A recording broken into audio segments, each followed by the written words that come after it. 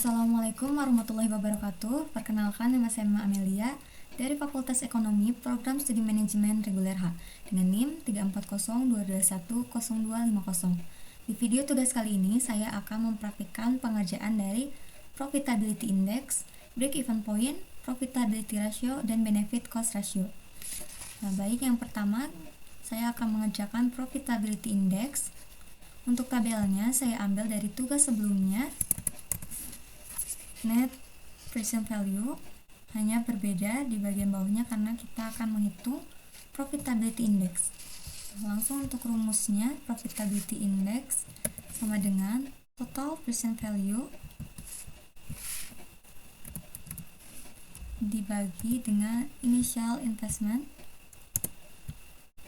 Itu juga yang ini sama.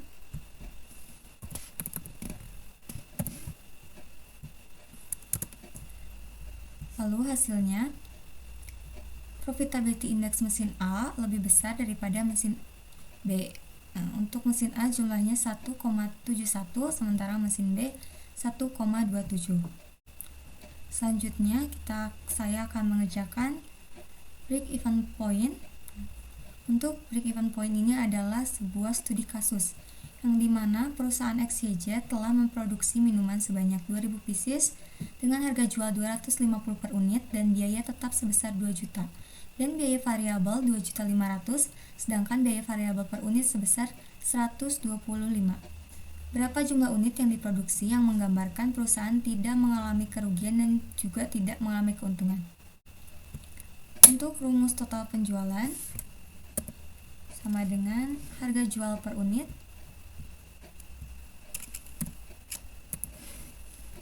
dikalikan dengan jumlah produk. Lalu selanjutnya untuk BEP dalam unit sama dengan biaya tetap 2 juta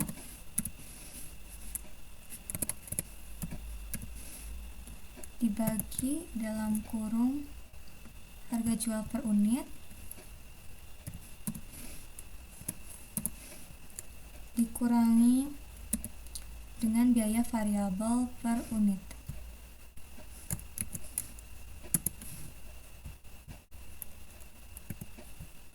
Nah, untuk ini artinya perusahaan tidak mengalami keuntungan dan tidak mengalami kerugian pada saat jumlah unit yang dihasilkan ketika mencapai 6.000 unit. Selanjutnya, untuk BEP dalam rupiah, rumusnya sama dengan 2 juta atau biaya tetap dalam kurung 1 dikurangi biaya variabel per unit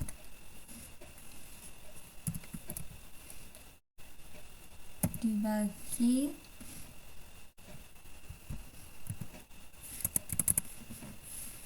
$250 atau harga jual per unit.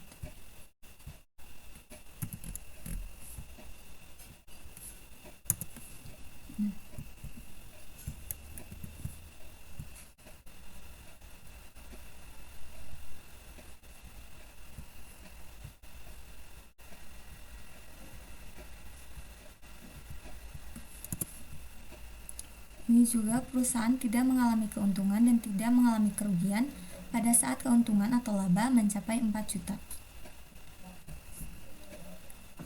Nah, selanjutnya kita ke profitability ratio. Di sini dibagi menjadi 4. Yang pertama ada profitability margin. Nah, PT Nisrina Sidkin Alia mempunyai data sebagai berikut. NOI tahun 2011 sebesar 4 juta dan NS tahun 2011 sebesar 24 juta. Nah, untuk rumusnya sudah tertera di sampingnya, jadi tinggal mengikuti. Itu sama dengan dalam kurung NOI dibagi NS dikalikan dengan 100. Hasilnya 16,7%. Lalu untuk yang kedua ada earning power. PD Wafa mempunyai data sebagai berikut. NOI tahun 2011 sebesar 4 juta dan NS tahun 2011 sebesar 15 juta. Rumusnya masih sama, NOI dibagikan dengan ini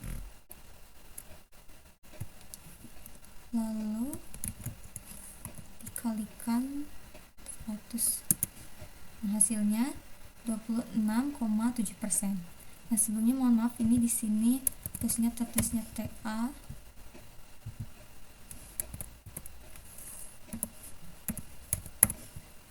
Nah, lalu kita lanjut ke yang ketiga, yaitu return of investment. Sini CV Keisa mempunyai data sebagai berikut. NOI tahun 2011 sebesar 4 juta dan TI tahun 2011 sebesar 12 juta. Rumusnya juga masih tetap sama seperti sebelumnya. NOI dibagi dengan TI dikalikan 100.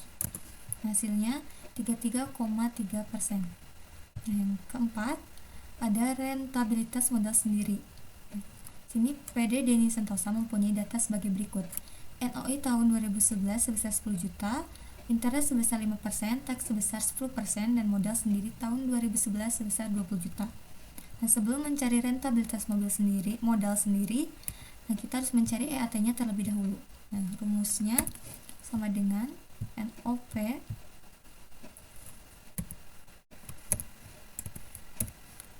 dikurangi dalam kurung NOP dikalikan interest lalu ditambah NOP dikalikan tax. Nah, hasilnya 8.500.000 untuk EAT-nya. Nah, di sini juga kita bisa menggunakan rumus yang sama.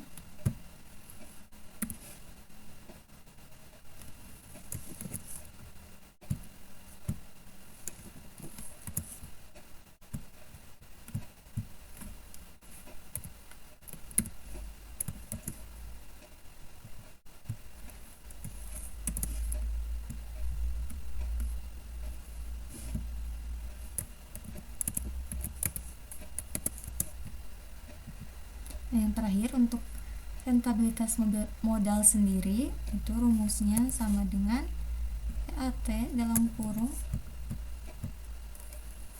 EAT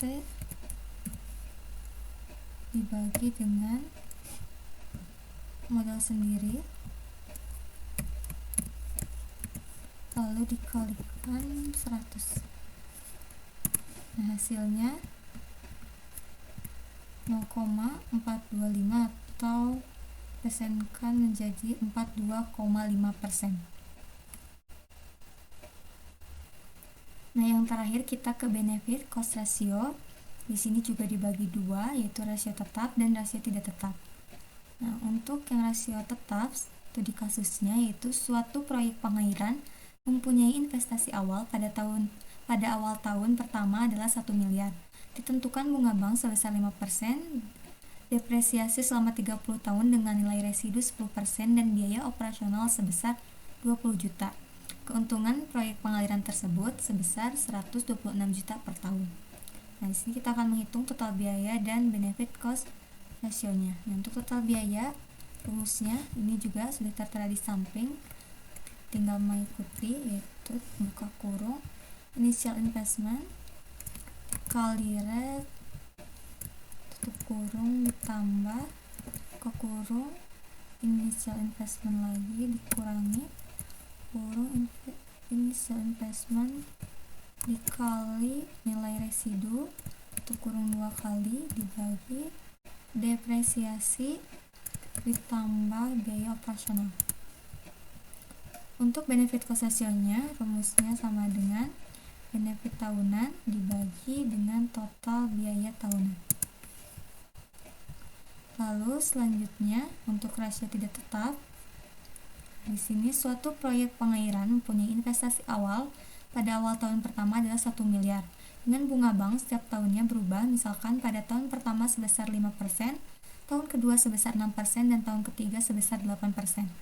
Depresiasi selama 30 tahun dengan nilai residu 10% dan biaya operasional sebesar 20 juta. Keuntungan proyek pengairan tersebut sebesar 126 juta per tahun.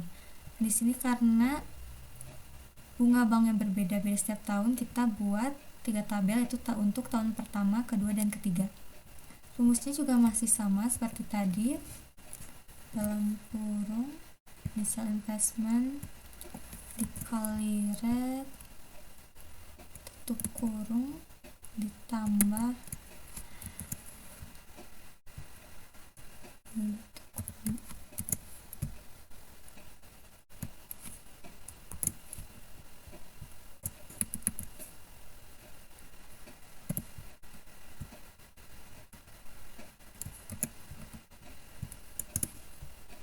gitu juga untuk ini juga rumusnya sama seperti tadi, itu benefit per tahun dibagi dengan total biaya.